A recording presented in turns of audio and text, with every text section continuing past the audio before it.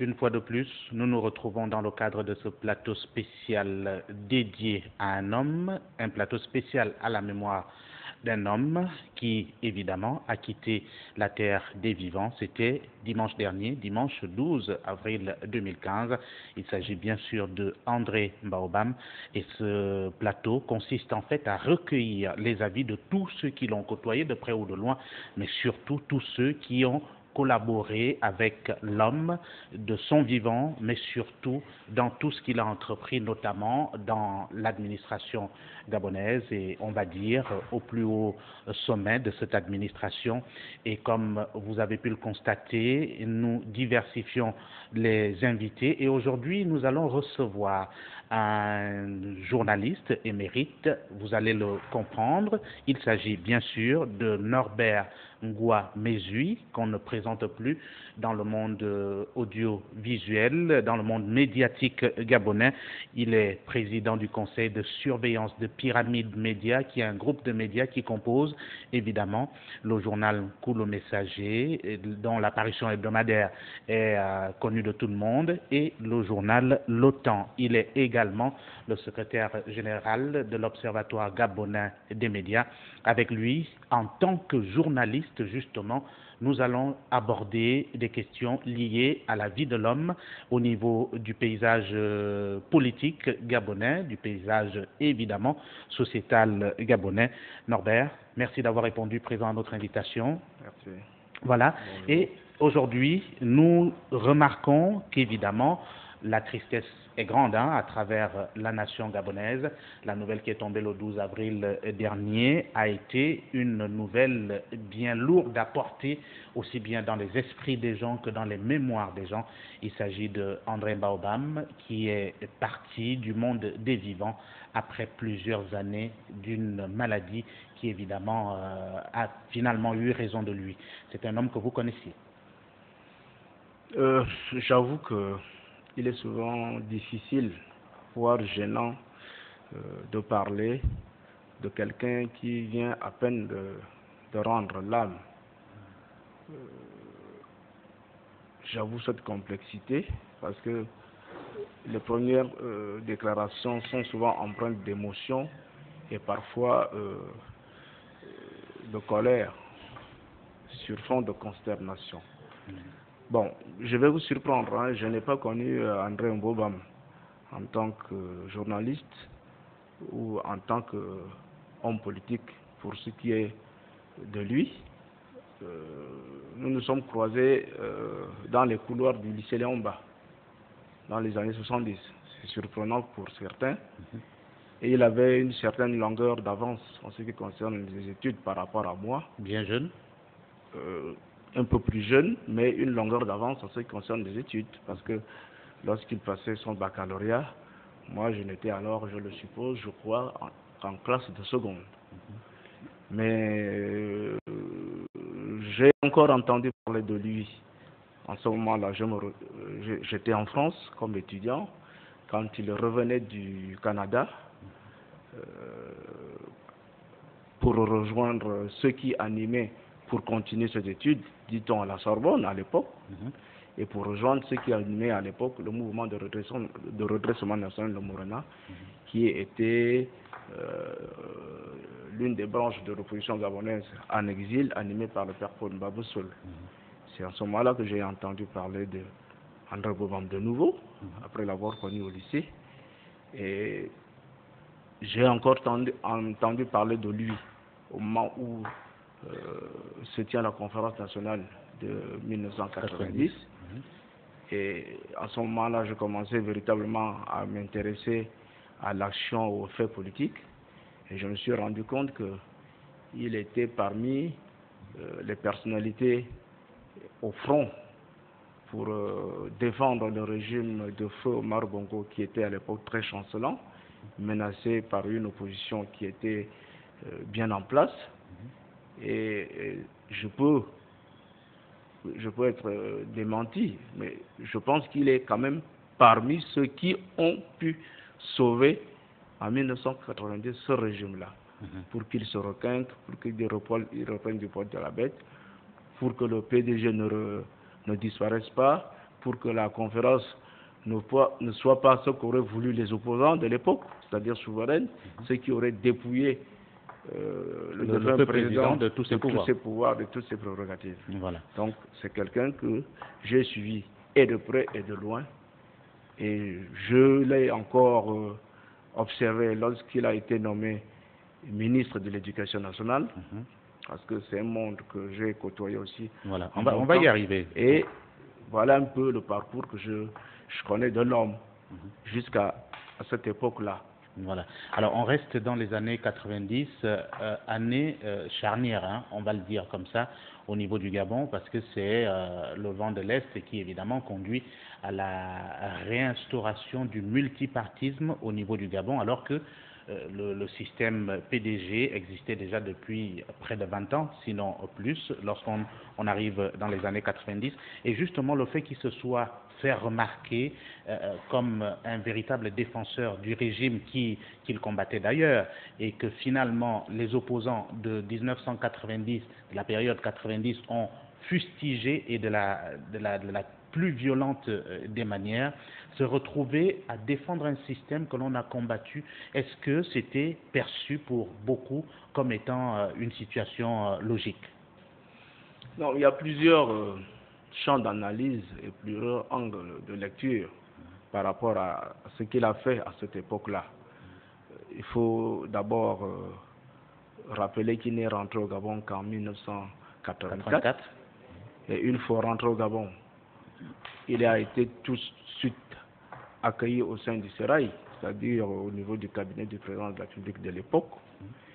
Et ce qu'il faut faire remarquer aussi, c'est que c'est en ce moment-là précis que s'amorce le débat pour la démocratisation de la vie politique du pays. C'est-à-dire nous sommes au milieu des années 80.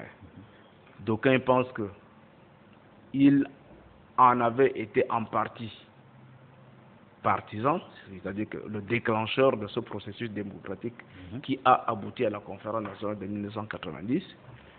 Bon, ces détracteurs pourront vous dire qu'il était parmi ceux qui voulaient que le régime se referme de plus en plus, mais toujours est-il qu'il y a quand même une forte coïncidence entre son arrivée au Gabon, son intégration dans le système et l'amorce du débat démocratique qui a abouti à la conférence nationale de 1990, à l'issue de laquelle il y a eu le retour au multipartisme, la démocratie multipartite au Gabon. Y a-t-il une relation de cause à effet? Bon, on peut toujours débattre là-dessus. Voilà. Et les observateurs de la vie politique du Gabon doivent sans doute avoir un panel d'explications à ce sujet. Toujours est-il que l'homme s'est toujours fait remarquer, vous l'avez dit, dans tous les actes qu'il a posés, partout où il est passé. On note qu'évidemment, après avoir été nommé au gouvernement de la République, il en sortira quelques temps après du fait de l'âge. Et là, on peut parler de précocité quand même au niveau de l'homme, puisque évidemment, il a eu un parcours tout aussi surprenant qu'élogieux au regard de l'intelligence qu'on lui attribuait et qui se vérifiait sur le terrain. Vous, en tant que journaliste, justement, on imagine bien que vous entreteniez des rapports, puisque c'est quand même un homme public et qui a eu sans doute la possibilité de vous rencontrer en tant que journaliste d'investigation. Bon, peut-être pas journaliste d'investigation, mais journaliste qui voulait savoir ce que faisait tel ou tel acteur politique. C'est dans ce cadre que nous nous sommes rarement rencontrés, il faut le dire aussi. Et j'ai perçu en lui un homme d'ouverture, un homme qui avait une certaine vision de ce qu'il voulait que le Gabon soit un peu plus tard, qu'il n'était pas réfractaire ou hostile au débat, que bon, vous savez, chacun de nous a son côté positif et son côté négatif. Il avait une certaine idée de lui-même et de son avenir, et de l'avenir qu'il liait d'ailleurs à l'avenir du Gabon. Et c'est à ce titre qu'il entretenait de très bonnes relations, ou des relations relativement bonnes, avec l'ensemble de la corporation, que vous soyez étiqueté presse de l'opposition, comme cela se dit au Gabon, ou proche du pouvoir. En tout cas, il n'hésitait pas d'ouvrir ses portes à qui voulait rencontrer et échanger avec lui. Ça, c'est vrai. Malheureusement, j'ai constaté que dès qu'il s'est positionné autrement en 2009, depuis l'an 2009, certains confrères qui étaient habitués aux couloirs ou aux coulisses ou aux antichambres des différents ministères qu'il a dirigés sont devenus subitement ses grands ennemis. Il faut aussi le souligner, parce que je me rappelle de certains confrères qui n'hésitaient pas de vous dire, quand j'ai un problème, je m'en vais voir André Bobam, il va me le régler. Que ce soit un problème privé ou une information quelconque, et à chaque fois il vous le disait. Mais dès 2009, dès qu'il s'est positionné résolument dans l'opposition, au pouvoir, les mêmes confrères sont subitement devenus ses ennemis. Voilà. Et c'est cela la nature humaine. Voilà. Et on a également noté qu'au sein même du Parti démocratique gabonais, c'était quand même des gens qui étaient indexés, parce que au sein de cette formation politique, il y a eu deux camps, ceux qu'on appelait évidemment les rénovateurs et ceux qu'on appelait les caciques, la vieille garde. Le courant n'était pas toujours aussi sain. Toujours est-il qu'à la tête de tout ça, il y avait un homme qui a su canaliser les uns et les autres. Bon, de mon point de vue, c'était une manière caricaturale de décrire les différentes forces qui s'exprimaient au sein du Parti démocratique gabonais. Est-ce que c'était déjà là, avec ces différents mouvements, est-ce qu'on pouvait parler déjà d'une liberté de faire au sein de cette formation politique, quand bien même à la tête du pouvoir? Ce qui est vrai, c'est qu'au sein du Parti démocratique gabonais, il avait des ambitions qui s'exprimaient déjà dans la perspective de la succession au président Bongo. Et les uns et les autres s'épiaient, se faisaient des coups bas, se jetaient des pots de bananes, et officiellement, il s'est cristallisé trois pôles qui, de mon point de vue, n'étaient que des pôles artificiels, puisqu'ils ont éclaté en 2009 avec le décès du président Bongo. Il y avait d'un côté ce qu'on appelait les caciques, pour avoir servi pendant longtemps le défunt président. Il y avait les rénovateurs, dont le chef de file était prétendument ou en réalité André Bobam. D'aucuns faisaient même de lui le panglo, c'est-à-dire le maître à penser de ce courant, le Rashputin, comme disaient certains. Et puis il y avait ces appellistes dans lesquels on retrouvait beaucoup plus des anciens militants du mouvement étudiant gabonais en France, la GEC ou de la France, etc. Mais ce que j'ai constaté, c'est que dès 2009, lorsque s'est posé le problème de la succession au président Bongo, et peut-être même avant, ces clivages ont éclaté. Ont éclaté parce que on comptait parmi les rénovateurs, pour ne parler que d'eux, l'actuel chef d'État et André Mbobam. Cependant que de l'autre côté, il y avait des individus comme Paul Tungui, comme René Demezo, comme Léonard Anjemé, etc. Mais les alliances qui se sont tissées suite au décès du président Bongo ne reflétaient plus cette division entre appelistes, rénovateurs, ou les caciques. La preuve, c'est deux rénovateurs qui sont devenus les leaderships de l'ensemble du corps social gabonais.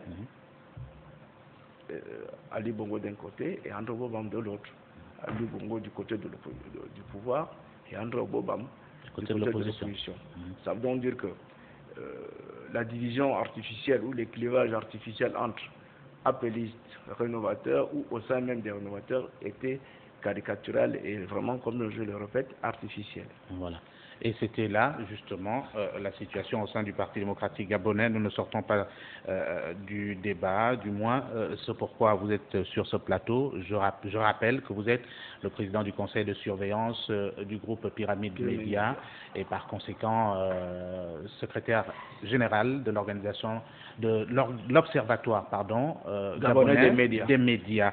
À ce titre, justement, vous intervenez parce qu'on imagine bien que vous participez à votre manière également à la vie publique et à la vie politique du Gabon. Alors, nous restons dans le cadre de l'administration et nous allons évoluer étape par étape. André Baobam, ministre porte-parole du gouvernement et ministre des Relations avec les institutions. Beaucoup ne comprenaient pas très bien ce que ça voulait dire. André Baobam, ministre des Affaires sociales, là-bas, il a laissé une empreinte. Là-bas, il a laissé une empreinte. Aujourd'hui, peut-être démagogiquement, on tisse des lauriers sur un certain nombre de personnes pour avoir eu l'idée de l'ACNAM-GS. Je me rappelle que lorsqu'il était ministre des Affaires sociales, il avait fait coïncider les initiatives de son nom, André Baobam, à un projet qu'il avait en tête, celui de l'assurance maladie obligatoire. Donc, il faut quand même le lui reconnaître en tant que ministre des Affaires sociales. Il faut aussi noter aussi que lorsque il était ministre de l'Éducation nationale, qui est un ministère, un département ministériel très sensible, très important aussi, très sensible. La preuve, aujourd'hui, il est presque en déliquescence à cause des grèves récurrentes qui ont lieu depuis un certain nombre d'années, mais il a quand même réussi à capitaliser un certain crédit auprès des enseignants. Il a réussi à le faire par des actions diverses. Par exemple, parce que les téléspectateurs ont bien besoin de comprendre.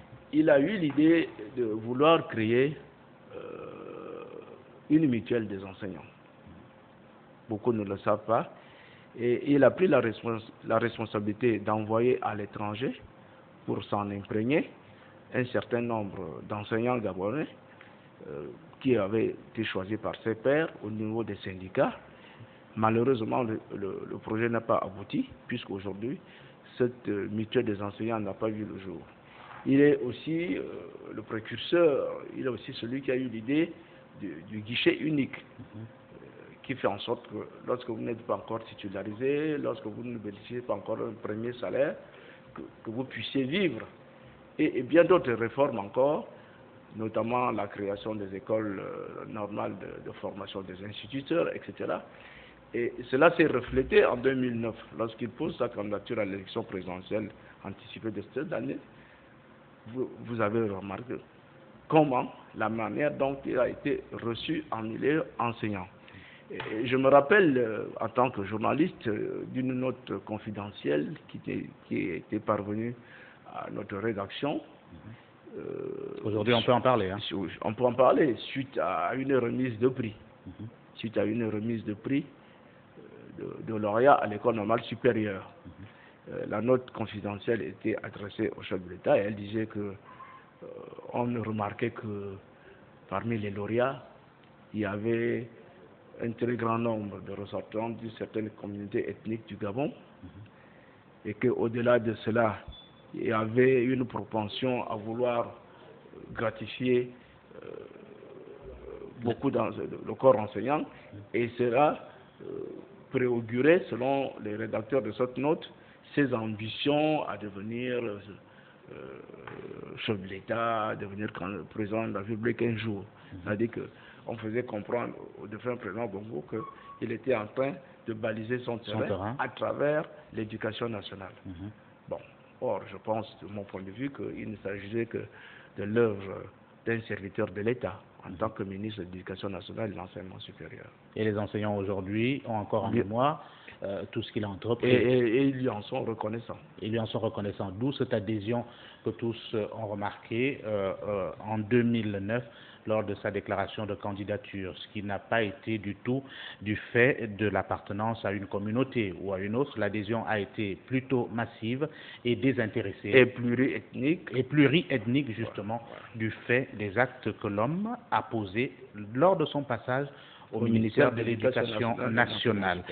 La situation a été quelque peu identique lorsqu'il arrive, lorsque Omar Bongo Ondimba lui fait à nouveau confiance en lui confiant le très prestigieux, on va le dire, et le très complexe ministère de l'Intérieur.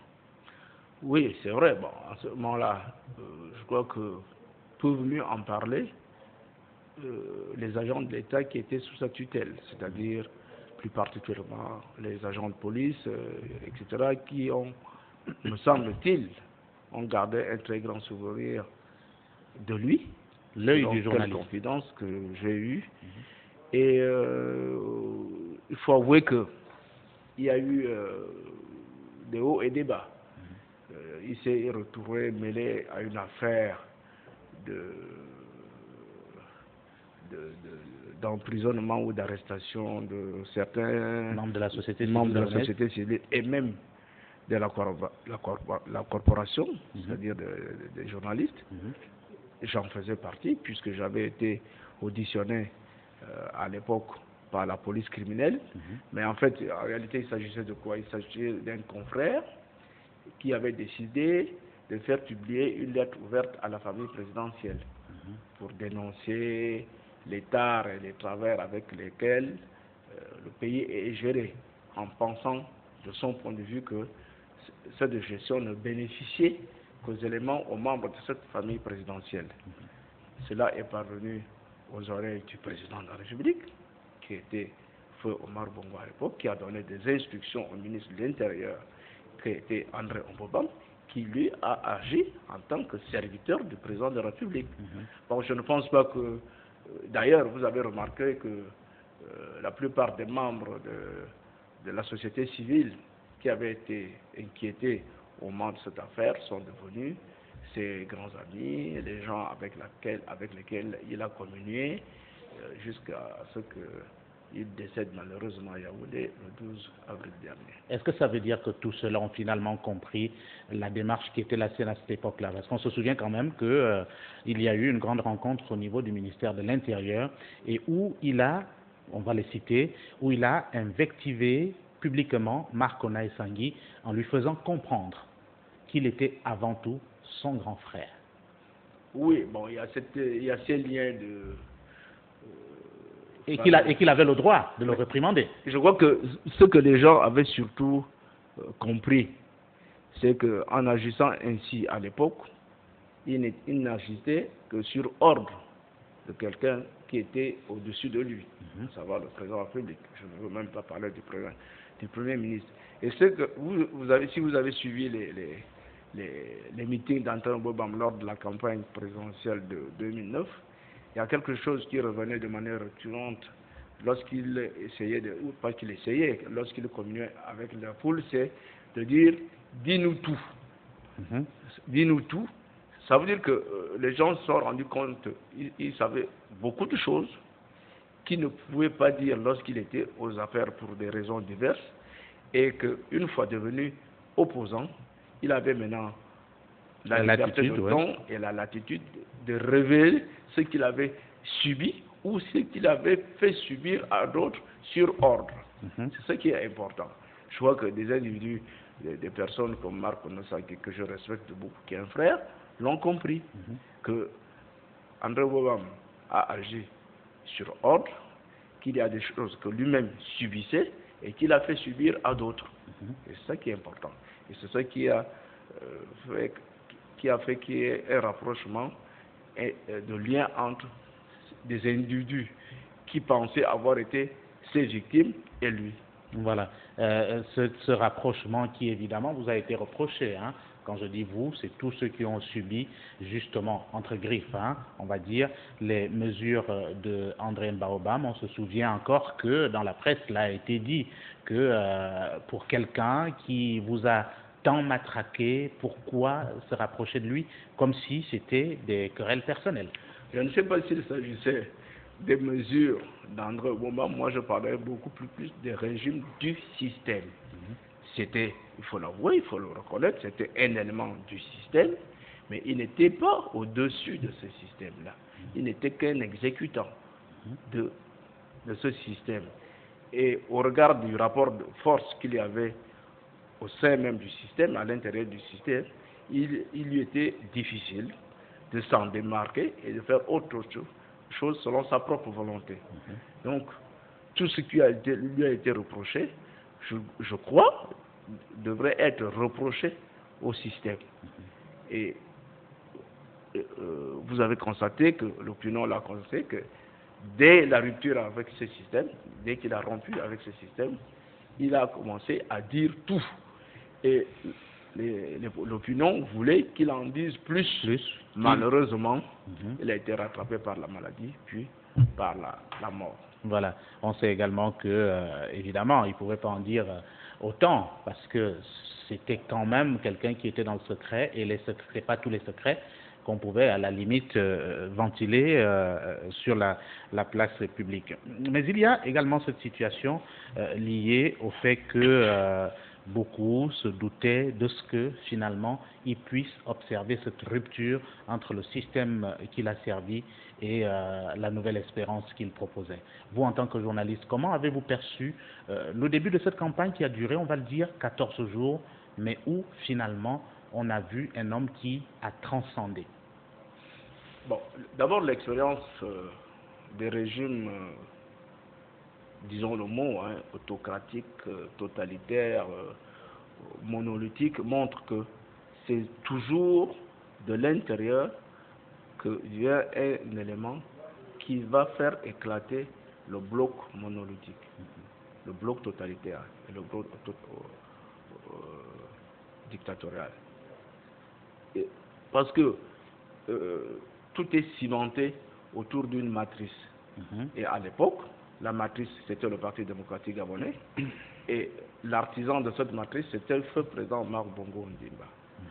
Bien. Nul ne pouvait en sortir de peur d'être reprimé. Et la politique étant une affaire de rapport de force. Bon. Lui faire le procès de ne pas avoir été sincère ou de ne pas être sincère, c'est quand même un procès de mauvaise foi. Parce que si vous regardez bien l'expérience que l'on vit dans beaucoup d'autres pays où s'opèrent des changements et où a lieu l'alternance, vous remarquerez que les éléments qui sont où les personnes qui sont à l'origine de ces changements et de cette entente viennent toujours de l'intérieur du système. Surtout, et je le répète, quand ce système-là a été compact, monolithique, autocratique et dictatorial. Bon. On ne pouvait pas attendre mieux dans un moment que de rompre ou de quelqu'un d'autre encore. Il n'a pas été le seul à rompre. Jean Yano a rompu, Casimir Oyamba a rompu, et bien d'autres, j'en passe. D'autres viennent de le faire. On ne pouvait pas attendre mieux dans un moment que de rompre et de dire ce qu'il a vécu comme tard et travers à l'intérieur de ce système. Au point de demander le pardon. Au point de demander, de s'agenouiller et de demander pardon. Et au point d'incarner l'espoir des Gabonais. Parce qu'il faut pas... J'ai entendu certains dire que, bon, pourquoi ceux qui ont cassé, brûlé le jour de l'annonce ou la nuit de l'annonce de son décès ne l'ont pas fait avec l'annonce d'autres décès du illustre Gabonais. Mais s'ils ne l'ont pas fait, c'est que ces illustres Gabonais n'incarnaient pas l'espoir que lui incarnait en eux. C'est pour ça qu'ils ne l'ont pas fait. Et lorsqu'il y a un espoir est brisé, lorsque on est déçu, les premières réactions sont des réactions émotives. Tout à fait. Et c'est ce qui est arrivé à ces jeunes, que l'on dit à tort ou à raison proche de l'opposition, mais je crois que c'est des jeunes qui, sous le coup de l'émotion, ont spontanément réagi. Mais ça veut dire donc que s'ils ont réagi ainsi sous le coup de l'émotion et de la colère, ça veut dire que celui qui venait de partir, celui qui venait de s'en aller, à savoir un nouveau homme, incarnait en eux un certain espoir. L'espoir de quoi? L'espoir de la démocratie, l'espoir de l'alternance, l'espoir de l'éclosion des libertés fondamentales, etc. C'est ce qu'il incarnait. Du moins le pensait-il, ou continue-t-il à le penser? jusqu'aujourd'hui, Voilà. même s'il s'en est allé. Voilà. Et on va rester là-dessus. Je vais quand même vous poser une question à ce sujet, sur ces incidents. Hein. Et là, nous voulons votre avis. Est-ce que c'est, on va dire, raisonnable, sinon responsable, d'indexer, par exemple, une catégorie de compatriotes lorsqu'une situation comme celle-là intervient et que, effectivement, au niveau du gouvernement de la République, on n'ait pas pris la mesure de la retenue? Vous savez, il y a, je dirais pas un adage, mais un récit des contes de la sagesse africaine qui dit ceci, la sagesse de Bruce, qui dit que suite au décès de la tortue mère, des animaux sauvages s'étaient rassemblés, et puis bon, il est arrivé que la tortue se lève et qu'il dise: celui qui a assassiné ma mère a la peau avec des taches. Il n'a désigné personne. Et tout d'un coup, la panthère s'est levée pour dire: est-ce que vous avez des preuves que c'est moi qui ai assassiné votre maman? Ma tortue dit: moi je n'ai désigné personne. J'ai dit tout simplement que l'assassin de ma mère a la peau couverte de taches. Et vous n'êtes pas le seul animal avec la peau couverte de taches. Parce qu'il y a pas mal de prédateurs. Il y a pas mal de prédateurs. Donc, je ne sais pas, aujourd'hui, j'entends des déclarations qui tendent à dire que l'opposition veut faire de la récupération politique. Et ceux qui le disent tendent à créditer la thèse selon laquelle la mort d'André Mbobam est politique. Et si elle tend et qu'elle est politique, il faudrait alors qu'on nous dise de quoi ça retourne. Parce qu'il y a du grain à moudre à ce sujet. Voilà, du grain à moudre à ce sujet.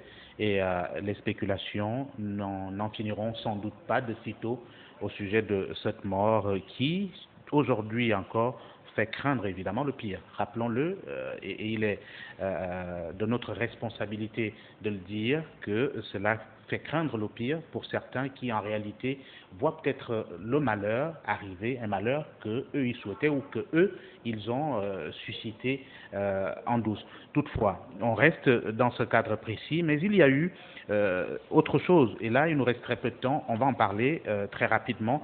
C'est bien cette fronde qui a été contre lui. J'en parle, on en parle ici parce que justement les journalistes ont été mis à contribution dans ce matraquage qui s'est fait autour de l'affaire de l'île Mbanié, et que l'homme a observé un grand silence autour. L'affaire de l'île Mbanié a éclaté presque à la fin des années 2000. À la fin des années 2000, on se situe entre 2005 et 2006. Et le président Marc Bongo Ondimba, le feu Marc Bongo Ondimba, est décédé en 2009. Et ceux qui étaient proches de lui le savaient déjà assez malade. Ils savaient déjà qu'il ne pouvait plus tenir pendant un certain nombre d'années. Donc, a commencé à se poser le problème de sa succession.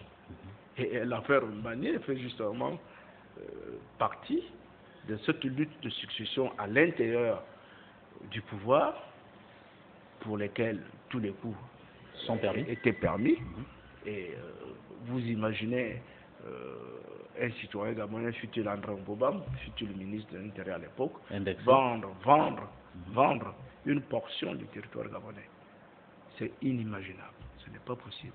Donc, cela rentre dans le cadre de la lutte de succession qui a commencé ces années-là, 2005-2006, et qui s'est amplifiée avec ou après la mort de feu Omar Bongo Ondimba. Et c'était à qui écarterait le plus rapidement un adversaire. Et à qui est tiré le plus rapidement possible. Merci Norbert Ngouamezu. Je rappelle que vous étiez ici en tant que journaliste, mais également rappeler à nos chers téléspectateurs que vous êtes le président du conseil de surveillance du groupe de médias, on va se répéter, Pyramide Média, qui compose évidemment l'hebdomadaire Le Temps et l'hebdomadaire Nkou le Messager. Vous êtes par ailleurs le secrétaire général de l'Observatoire gabonais des médias. Merci de nous avoir donné vos avis dans ce plateau spécial consacré à André Mbaobam, rappelons-le, décédé dimanche 12 avril 2015, une date qui restera sans doute gravée dans la mémoire collective de l'ensemble des Gabonais. On se retrouve très prochainement. Merci de nous avoir suivis.